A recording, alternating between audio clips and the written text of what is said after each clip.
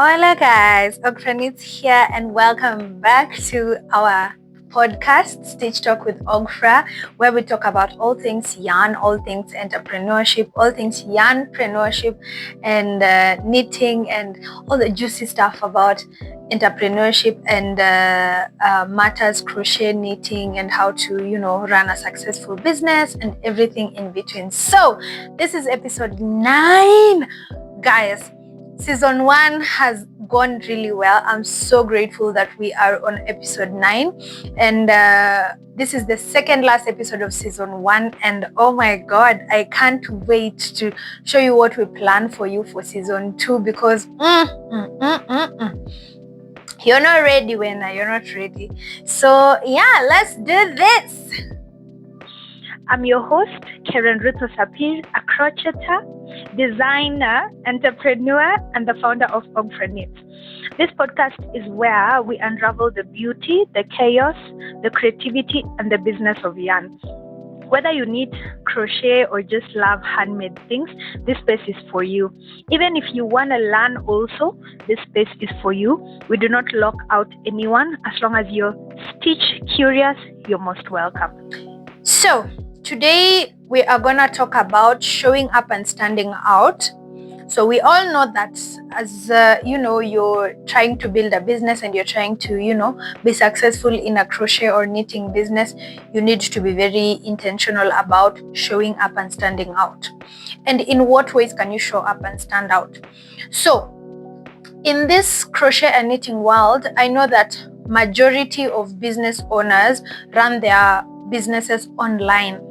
I know this because I can count the number of people who are running physical stores in the knitting and crochet industry, and most of them basically sell yarn. Yeah, they basically sell yarn, and that's okay. So the majority of business people in the knitting and crochet industry run their businesses online, and now this is where I'm gonna major on because this is where the majority stay, but it can also apply to those people who own physical shops and physical businesses. It may apply to you. So if you're running your business online, it means that social media should be your friend. And now we're gonna talk about how you can show up and stand out on social media or through social media. Yeah, so now you are a business owner, you're running your business online and you're like, okay, so social media, yeah, what do I do? Step number 1, you need to be very keen and specific in which social media platform you decide to run your business. Now, you might think that posting all over will, get you sales and stuff, but you need to be sure, or you need to identify which social media platform do your target market hang out. You remember when we were talking about target market in, I think we were talking about branding and identifying who your market is. We talked about finding out where your market hangs out. So in this case, we are in social media. Which social media platform do your target market hang out? So this will basically, you'll find this out based off of like mainly the age groups, because you'll realize that anyone who is 50 and above, they have Facebook only. Instagram and TikTok is not really their thing because it's too fast for them. So the older people, if you're a millennial and you have a parent or a grandparent and they have a smartphone, the most active place they are in is Facebook. Yeah, it's Facebook. So you need to ensure, if your target market is the older people or the baby boomers, you need to ensure that you have Facebook. Okay, so you need to ensure that you're posting on Facebook. Create your Facebook account, start doing a lot of pushing and a lot of things on Facebook. Yeah, so that's how you'll know which platform to like really put a lot of heaviness on. If your main customers or main target market are millennials, Instagram is your friend. Yeah, millennials love Instagram. I am a millennial myself, and Instagram is like bae. Okay, if your target clients are Gen Zs and Gen Alphas and whoever, Gen Zs and kuendelea, TikTok, Snapchat, and all those things.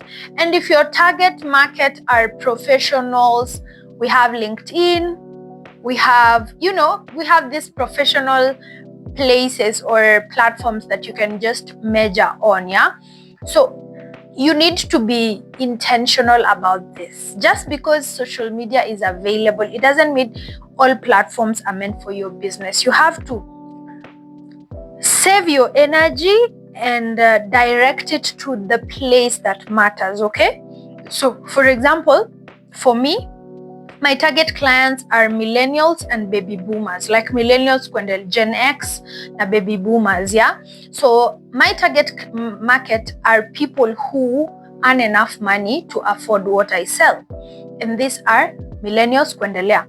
Gen Zs, maybe they will be bought for by their millennial parents or their Gen X grandparents. And after all, purchasing power for my business is mainly in the millennial group, the Gen X and the baby boomers. Yeah. So this tells me that I need to be extremely active where?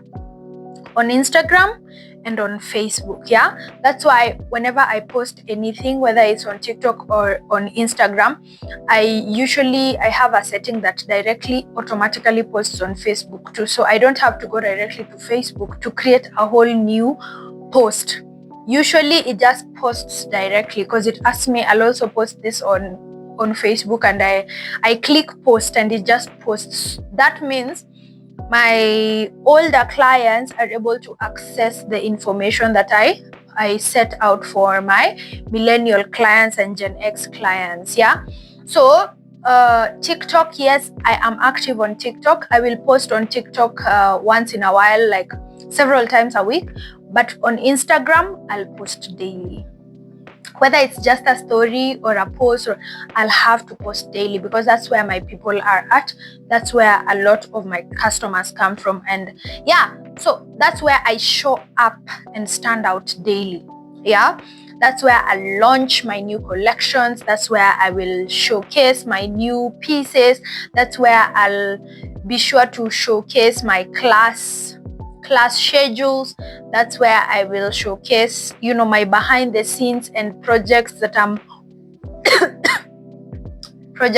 working on. So it is important to be very aware of these things, because getting into a business without strategy, it may make you work too much for nothing. For example, if my clients are not at Snapchat at all, and I am here working every day, posting on Snapchat, no inquiries, no sales, no nothing at all. You see, I've wasted a lot of time just to, post for nothing. There's no returns. So you also need to look at social media as a means to an end. Yeah.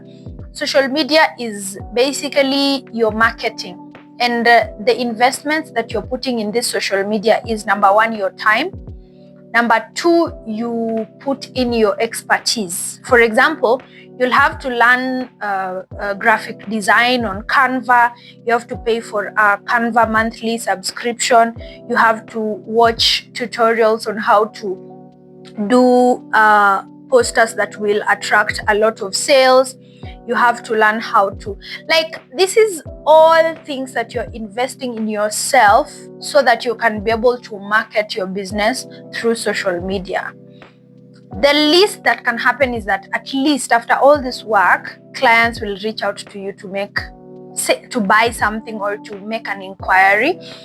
Now, you will know that you're standing out and showing up is making progress when you start getting inquiries. Even if it's just inquiries, that's a success. That shows that you're doing the right thing and you're going in the right direction. Sometimes you may not make sales at first, but whenever someone starts asking, so how can I get this? How do I order? Or do you offer different sizes and different colors? that is a successful marketing process. You have done well if you get inquiries. Yeah, so now it's up to you to keep on showing up on the same platform and answering those queries and questions with more content. If someone asks, does this come in another color, let your next post be another color, showcasing another color of the item that was asked about. Yeah, so once you do that, once you do that, you'll be able to eventually create a client out of that inquiry. Yeah, so standing out and showing up really is important for businesses, especially in this business, knitting and crochet. Very important. Yeah, so choosing the right platform to set up your business is very key and should be intentional kabisa. Yeah, so another thing that you need to do in order to stand out and show up is being authentic and consistent. So authenticity is something that all human beings can read. If you're an emotionally intelligent human being and you are just, have a good head on your shoulders, you'll be able to tell whether someone is authentic or not. Yeah.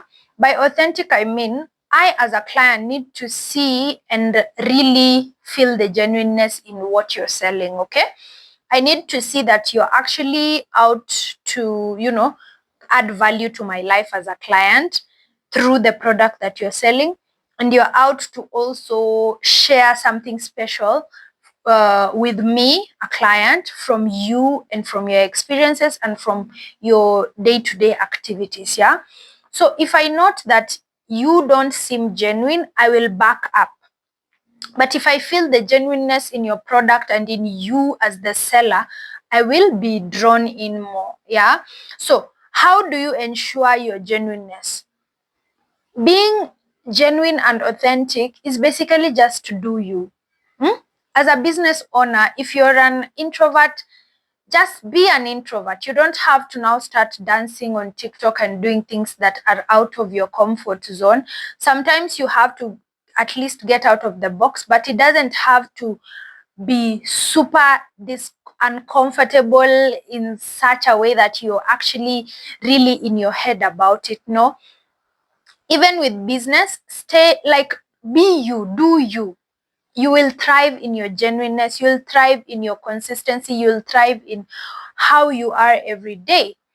I usually look at people like Inanara Smith and whatever, and I'm like, the way she just gracefully puts her leg on her other leg and cuts her onions and tomatoes, well made, hair done, well dressed and stuff like that. And actually, in videos that are not for her cooking thing, you'll notice that actually this girl is looking the way she looks when she usually does the cooking things. Like she has like a light makeup done, her hair is well groomed, her dress is very like graceful and very pretty, and like you can tell this girl is doing her. Okay, so that's my opinion. You can tell the genuineness behind the whole thing. The way she talks is the same way she usually talks. Yeah. So she's just gentle, calm, and whatever. So that's a way you can be genuine and be authentic. Like, just be yourself. If you're an extrovert like me, there's no need to force yourself to be an introvert when it comes to videos. Be yourself. As I'm showcasing this video or as I'm recording this video, I'm basically just being who I am. This is how I am. This is who I am. This is how I talk every day. I'm not trying to, change anything that's not me. I'm not trying to add an accent or a certain persona that does not relate to me. Because if I start doing that, you will know and you will notice and you will, discredit my genuineness or my authenticity. So it is important for you as a business person to be as genuine as possible, even in how you post your content and what content you post. Yeah. Find some sort of originality in how you want to tell your story and how you want to sell your pieces. Yeah. there are very many crocheters and knitters. There are very many people who are doing this as a business, but you'll find that everyone has just found a way of tapping into their own their own personality and translated it into their content and how they sell and advertise their pieces. Yeah, so it's important to find that. Yes, sometimes you can get inspiration from other people's pages and businesses. However, it is up to you to make it your own. Don't go copy paste what someone has done and translate it into your business. Your business will always come up as second to, because we all know who created that first. We all know who did that first. But why not add a bit of flair? Why not add a bit of yourself into whatever inspiration you've gotten from some other creator? That will, it's like you've added value into the idea that you got inspiration from someone else. You've added value onto it. It's no longer just what they made, it's something more. So it is important for you to be genuine, and it is important for you to be authentic. It's important for you to be, be yourself. Being yourself needs to be consistent. Today you're being yourself, tomorrow you're trying to be someone else, tomorrow you're trying to copy another creator from Sijuware, tomorrow you're trying to, that's not being consistent. So as much as you're being genuine and you're being authentic, be consistent in those things. If you're doing something a certain way, maintain that. Be consistent, because that's what you'll be known for. That's what will stick. And your customers and your clients and your followers and whoever supports your business will know you for that. So it is very important for you to be consistent in being genuine. Yeah. So yeah, that is the thing. Authenticity, genuinity, very important. Another thing that we need to be very keen on when it comes to showing up and standing out is the content that you create should not only be based on the products you make. Yeah, be as creative as possible. Yeah, let it be beyond just the products. For example, I'm wearing this top. I knitted this top, by the way. I really love it. It's very beautiful. I love it. It's very beautiful. I love wearing it. I want to post something about this top. I just take a picture and I post it. I put the top on a flat surface and I take a picture and I post it. That, compared to maybe me wearing the top and me talking or just walking on the streets, compared to also me, posting the process of me making this top. So probably I was in an Uber and I was knitting it. Probably I was somewhere outside and I was knitting it.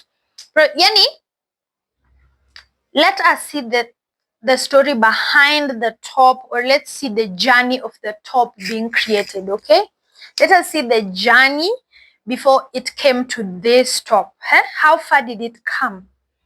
Yeah, we need to see the journey. We need to see the progress. We need to see how it came to this place. Okay, so it's important for you to add more than just the product. Sometimes, yes, we want to see the product, but we want to see the product in action. We want to see the product in production. We want to see the product when it was yarn, before you even started knitting or crocheting it. We want to see the product in progress. We want to see the journey of the product. That will be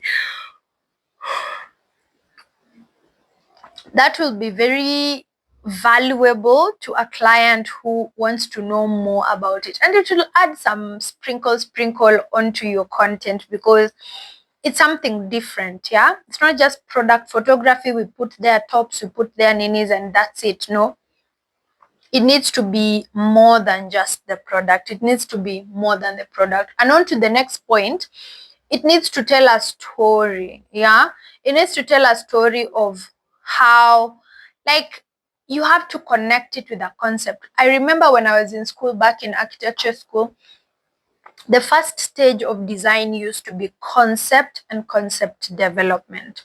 So say you want to create a school of architecture, yeah, you want to create a school of architecture, and you need to come up with a concept. You can't just say, I'm designing a school of architecture and this is how it's gonna look, Nini. What led you to coming up with how it's gonna look or how it's gonna be? Okay, let me give you an example. For me, my final year thesis design was a school of architecture, and the theme was what is it called? What is it called? What is it called? Lighting. Oh, sound, acoustics. Yeah. Theme was acoustics. Why? I saw a problem with our school of architecture where there was a lot of disruption, sound disruption, inter-class, inter-studio, and also our workshops were very far. The reason why they were very far is because they could not be accommodated within the school of architecture. So they had to be taken very far where the noises would be. In my head, I was like, would it be better if I am designing something upstairs and I feel like I want to see whether this concept will work, and I go down into the basement and find machines for carpentry and things that I can just, create a dummy or create a model quick, and then prove whether the concept I'm thinking about makes sense or not. Okay? But I couldn't do that because now, number one, Kwanzaa, the workshops are being shared by every other course that needs to use the workshop, engineering, electrical, whatever. So that means I can't just pop in and walk. I can only access the workshops during scheduled times with the lecturers. You see, so I can't access the workshops freely as an individual design student who wants to, check out her concepts and see whether these things will make sense or work. Yeah. Now you see that's a problem, and there's also a problem because the distance is very far, so it's limiting my design process. So the problem I was solving was how can I design a school of architecture that consolidates all these functions in one vicinity. We have the administration, we have the department offices, we have the lecture halls, we have the studios, we have the entertainment or student center, and we have studios, and we have parking, and we have lounges and lounging gardens within the same vicinity. The answer is acoustics. Yeah. So before I came up with how this school of architecture would look like, I needed to find an inspiration. Something had to inspire me, and whatever inspired me had to be connected to acoustics. So when you see, or even in your WhatsApp, when you open your WhatsApp and you want to send a voice note, and you tap and you start talking, do you see that line? Whenever you talk, the line goes up. Whenever you're quiet, the nini goes straight. Yeah, you see that? So when you talk louder, the lines are longer. When you talk slower, it reduces. When you talk quietly, it goes down. So it creates like a rhythm. Yeah. The longer line represents the highest sound. The shortest represents the lowest sound. So that image is what inspired my design. Okay. So when it inspires your design, it does not mean your buildings will look like that exactly. There's something we call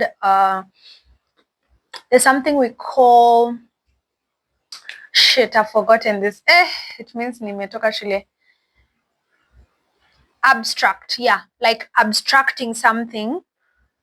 Like For example, when I take that image and I abstract it into something more functional in terms of a building, or in terms of in terms of a functional space, it doesn't necessarily have to look like that. It can look like that in plan, it can look like that in elevation, but I need to, abstract it in such a way that's not exactly the image that you see. So that's my concept. Now, let's talk about concept development. Now, concept development would mean you're developing the concept into something more functional in terms of the building. Now you'll see that I separated the spaces according to sound emission. So for example, the quietest function or spaces within our department was the department offices, because in the offices, the offices, everyone is quiet. It's very quiet. When you go there, people are very silent and stuff like that. So that was our straight line. Okay. Then after that, we have lecture halls. That's the next. In terms of the less noisy, that's the next. After that, we have studios. Okay. After that, we have the student center. Then after that, we have the workshops. Okay. So that is concept development. Yeah. I can shape them whichever way I want, depending on which shapes deal well with acoustics, but I don't have to exactly copy paste the line that I was talking about. Okay. So that's how you concept develop. And that's what you need to apply into your business and your, storytelling process also. Do not just copy and paste. Find a concept and develop that concept into something that makes more sense in your business, okay? And in how you're posting, on how you're coming up with your reels, and how you're telling that story to your customers and possible clients, okay? So it's important to think deep. I don't like the whole thing that people look at businesses as just other things. Take your content creation as a business owner very seriously, because that is the foundation that is going to be created into a successful big business. Don't just post things for the sake of posting things. Think through them. Do a bit of research. ChatGPT is there for you. I have really talked about ChatGPT a lot in this episode, but I'm saying that because AI has come to really ease our thought process and our work. I was watching a video of Mark Cuban. Mark Cuban is one of the Shark Tank guys, and he was being interviewed by this lady who is partnering with Skims. She's the owner of Skims, or what? She also has a gin company, a mommy gin company. She's British, that I know. She's a young lady. So she was interviewing him, and then she asked Mark Cuban, what would you tell someone, a young person who is starting now? Mark Cuban said, I would tell them, learn AI. Yeah, learn AI and see how it can be inputted into your business. Why would a billionaire tell a starting business person or entrepreneur to learn AI? Because he knows AI has come at a point where you can easily get information, you can easily get things done. You can easily get a business proposal from ChatGPT easily. Just say what you are looking for, how you want it to be, the thought. It will even give you what it thinks. Yeah, it will tell you, okay, instead of getting into a market with all these products, why don't you start with product A, because it's more popular and you can get it from here. These are the suppliers. Like basically it can do everything for you. So it's up to you to take advantage of that. Okay. And now that people are busy, people are trying to earn as much as possible, people are trying to build, and people are trying to grow, You need the time to be saved. Your time is the most important thing at the moment. Your time is more valuable than even the money that you're looking for. So if you get an opportunity to save that time using the new technologies that have come, take it up. As a crochet and knit business, take it up, because take it up. It will help you a lot. So in the process, you'll be able to build a recognizable brand and a memorable brand identity. I don't know why a lot of knitters and crocheters like pasting and copying, not knowing that you're not building on a strong foundation if you copy and paste. You're not building on a strong foundation if you just copy and paste. You're building on a very wobbly foundation.